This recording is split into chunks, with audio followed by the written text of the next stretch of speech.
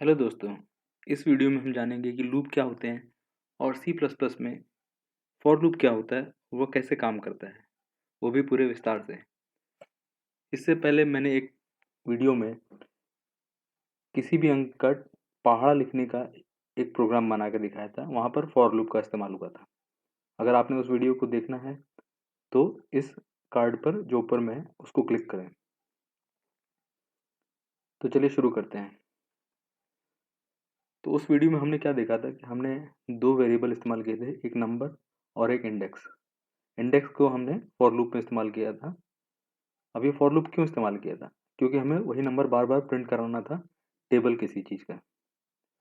तो जब तो हमने उससे क्या पाया? उससे यह पाया कि जब भी किसी काम को बार बार करना पड़े और वो बहुत बोरिंग हो, रिपीटेटिव हो, बार बार हो, तो ऐसे कामों को हम कंप्यूटर के हवाले सौंप देते हैं, जिसे हमें बार बार लिखने की ज़रूरत ना पड़े।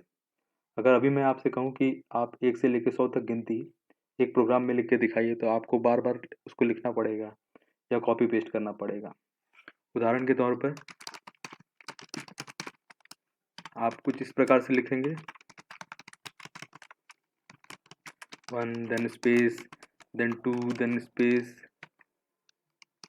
Space then 3 then space and so on इस तरह से आप लिखते चले जाएंगे। तो ये बहुत लंबा होगा। इसमें आपको दूसरा तरीका ये है कि आप इसमें कॉपी पेस्ट इस्तेमाल करेंगे, पर तब भी ये टीडियस होगा, बोरिंग होगा, है ना। इससे बचने के लिए आप फॉर लूप का इस्तेमाल कर सकते हैं, जो कि उसी काम को बार बार करेगा। तो ये इसकी खासियत है। और दूसरी बात ये भी है कि कंप्यूटर बुरा नहीं मानता, कंप्यूटर गुस्सा नहीं होता, कंप्यूटर बोर नहीं होता। तो कंप्यूटर सिर्फ आपके आदेशों का पालन करता है, तो इसका यही फ़ायदा है। और लूप से प्रोग्रामिंग में बहुत बड़े बड़े टास्क अचीव किए जाते हैं, बहुत सारे टास्क किए जाते हैं। इसलिए ये बहुत ज़रूरी है कि हमें लूप कैसे काम करते हैं, उनके सारे बेसिक्स पता हों। तो चलिए शुरू करते हैं। अगर मुझे इंडेक्स की वैल्यू बढ़ानी घटानी है, किसी वेरिएबल की वैल्यू बढ़ानी घटानी है, देखना है लूप में कैसे काम करता है, तो मैं एक फॉर लूप लिखूंगा। अब फॉर लूप में 3 हिस्से होते हैं। तो एक फॉर लूप लिखा, उसका कुछ इस प्रकार से संरचना होती है। अब ये सेमीकोलन 2 बीच में स्टेटमेंट है, और उसके अलावा यहाँ पर शुरू में हम कुछ इनिशियलाइज कर सकते हैं। कैसे काम करता है देखते हैं। यहाँ पर हम एक वेरिएबल लिख देते हैं, इंडेक्स इक्वल टू 1। यानी इंडेक्स की यहाँ पर जो भी वेरिएबल लिखा रहेगा या जो भी असाइनमेंट रहेगा, वो लूप के वेरिएबल यानी इंडेक्स की इनिशियल वैल्यू होगी। अब ये इंडेक्स हम पहले डिक्लेयर कर देते हैं, ऐसे भी डिक्लेयर कर सकते हैं, या हम इसे अंदर में भी डिक्लेयर कर सकते हैं। पर अंदर में डिक्लेयर करने पर यह दिक्कत होती है कि इस फॉर लूप के बाहर, यानी इन दो करली ब्रेसेस के बाहर, वह इंडेक्स अनआइडेंटिफाइड रहेगा।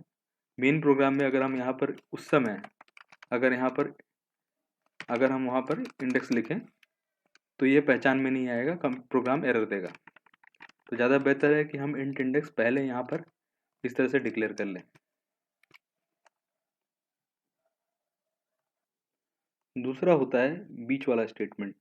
बीच वाला स्टेटमेंट एक कंडीशनल स्टेटमेंट होता है, जहाँ पर हम इस लूप को किसी एक वैल्यू तक चलाएंगे। अगर हम इस कंडीशनल स्टेटमेंट को ढंग से नहीं लिखते हैं तो हमारा लूप अनगिनत अनगिनत आइटरेशन करेगा। कहने का मतलब ये है कि वह इनफाइनाइट लूप हो जाएगा, वो हमेशा के लिए चलता चला जाएगा। इसलिए लूप के ब्रेक की कंडीशन ये बीच में लिखी जाती है। तो हम इंडेक्स को कहाँ तक चलाना चाहते हैं, किस वैल्यू तक चलाना चाहते हैं, ये हम डिक्लेयर कर सकते हैं। तो हमने उसको index is lesser than equal to 10, यानी जब तक कि इंडेक्स की वैल्यू 10 से कम रहती है या उसके बराबर हो जाती है तब तक तो चलेगा, लेकिन उसके बाद ये लूप ब्रेक हो जाएगा। यानी इंडेक्स की वैल्यू 1 से लेके इंडेक्स की वैल्यू 10 तक चलेगी, यानी इंडेक्स या ये लूप 10 बार चलेगा। और तीसरा स्टेटमेंट होता है इसमें इंडेक्स प्लस प्लस। अभी इंडेक्स प्लस प्लस क्या बोला है, इसे हमने पोस्ट और प्री इंक्रीमेंट वाले वीडियो में देखा था, जो कि आप इस कार्ड पर, ऊपर दिए गए कार्ड पर देख सकते हैं। तो बेसिकली इंडेक्स प्लस प्लस क्या करेगा, इंडेक्स की वैल्यू हर बार लूप चलने पर एक बार से बढ़ा देगा। तो आइए देखते हैं ये कैसे काम करता है। अंदर में हम जो भी लिखेंगे इस फॉर लूप के अंदर में इन दोनों ब्रेसेस के बीच में जो भी हम लिखेंगे वो एक कंपाउंड स्टेटमेंट होगा। यहाँ पर हम एक स्टेटमेंट भी लिख सकते हैं और कई सारे स्टेटमेंट भी लिख सकते हैं। जो भी इस कंपाउंड स्टेटमेंट या इस ब्रैकेट के अंदर में रहेंगे वो हर बार फॉर लूप चलने पे एग्जीक्यूट हो जाएंगे। तो ये बात ध्यान रहे। अब हम इस इंडेक्स की वैल्यू लूप के हर एक आइटरेशन के लिए हर बार जब लूप चलेगा उसके लिए चला के देखते हैं और उसके लिए हम यहाँ पर सी आउट करते हैं। कुछ ऐसा इंफॉर्मेटिव मैसेज दे देते हैं, the value of index is. अब यहाँ पर इंडेक्स की वैल्यू हमने दे दी है और एंड लाइन कर दिया है ताकि हर बार जब लूप में नई बार आए तो नए लाइन से प्रिंट हो। ये वाला स्टेटमेंट नंबर 9 जो हर बार प्रिंट हो। ठीक है, तो चलिए देखें इंटरनली कैसे काम करता है। सबसे शुरू में इंडेक्स की वैल्यू 1 थी, तो इंडेक्स की वैल्यू 1 थी, फिर वो सेकंड स्टेटमेंट पे जाएगा, इनिशियलाइज हो चुका है वो। अब वो सेकंड स्टेटमेंट पे जाएगा यानी index is lesser than equal to 10 पर चेक करेगा यहाँ पर। तो 1 is lesser than equal to 10, ये कंडीशन ट्रू है तो वो लूप के अंदर चला जाएगा और जो भी उसको वहाँ पर स्टेटमेंट मिलेगा उसको एग्जीक्यूट करेगा। तो लाइन नंबर 9 उसको मिलेगा, वहाँ पर the value of index is, index की जो भी उस समय की वैल्यू होगी वो प्रिंट कर देगा। इस केस में इंडेक्स की उस समय की करंट वैल्यू 1 है, तो पहली बार जब लूप चलेगा तो the value of index is 1 करके प्रिंट हो जाएगा और एंड लाइन हो जाएगा। उसके बाद फिर वापस जाएगा, इंडेक्स को 1 से बढ़ा देगा, इंक्रीमेंट कर देगा, इंडेक्स प्लस प्लस कर देगा। तो इस बार अब इंडेक्स की वैल्यू 2 हो गई। फिर अब वो वापस से मिडल वाले स्टेटमेंट में आएगा यानी कंडीशनल टर्मिनेशन का कंडीशन चेक करेगा, क्या इंडेक्स की वैल्यू लेसर देन 10 है। हाँ सही है, क्योंकि इस बार इंडेक्स की वैल्यू अब 2 हो चुकी है। तो 2 is lesser than equal to 10, ये स्टेटमेंट सही है लॉजिकली। तो फिर अब वो लूप एक्सिक्यूट करेगा, अंदर में जो भी कंपाउंड स्टेटमेंट रहेगा उसको एक्सिक्यूट करेगा। तो फिर से वो लाइन नंबर 9 पर आएगा, वहाँ पर the value of index is, index की जो भी करंट वैल्यू है यानी 2 उसको प्रिंट कर देगा और एंड लाइन कर देगा। और इसी तरह बार बार लूप चलता रहेगा। आखिरी में क्या होगा, एक बार आखिरी आइटरेशन हम लोग देखते हैं। इंडेक्स की वैल्यू अब 10 हो चुकी है और यह रन हो चुका है। The value of index is, index output यानी 10 हो चुका है। अब ये फिर ऊपर जाएगा और इंडेक्स प्लस प्लस करेगा।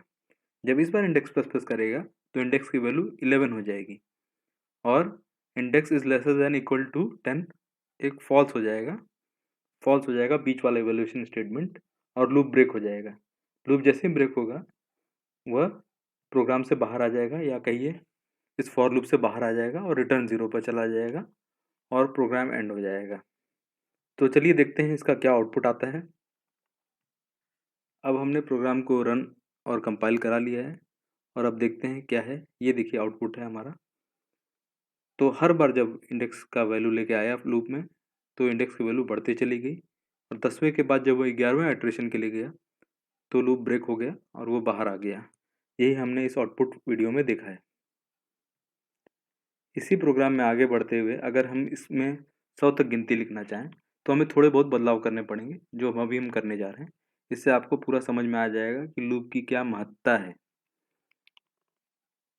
तो यहाँ पर अगर हम उसे 100 तक लिखना चाहें तो वहाँ पर एक 0 बढ़ा दीजिए, तो अब ये लूप 100 बार चलने के लिए तैयार हो गया। आपको कोई लंबे चौड़े कॉपी पेस्ट नहीं करने हैं, आपको कोई चीज़ बार बार नहीं लिखनी है। और इसे हटा दीजिए क्योंकि ये 100 बार प्रिंट होगा। उससे अच्छा हम इसे अभी इंडेक्स को ऐसे लिख देते हैं और इसके आगे एक स्पेस बार दे देते हैं जो कि हम इस तरह से दे सकते हैं। अभी क्या होगा, ये 100 बार इसी चीज़ को प्रिंट कर देगा, इंडेक्स की वैल्यू को प्रिंट कर देगा स्क्रीन पर एक स्पेस के साथ बीच में। और थोड़ा सुंदर दिखने के लिए हम यहाँ लिख सकते हैं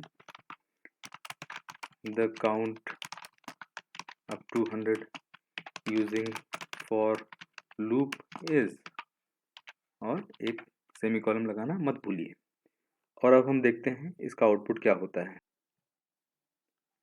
तो जैसा कि हमने आउटपुट किया था, the count up to 100 using for loop is, 1 से लेके 100 तक पूरी गिनती आ गई।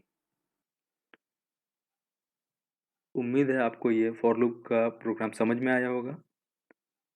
और भी आगे वीडियोस आते रहेंगे सी प्लस प्लस के बारे में।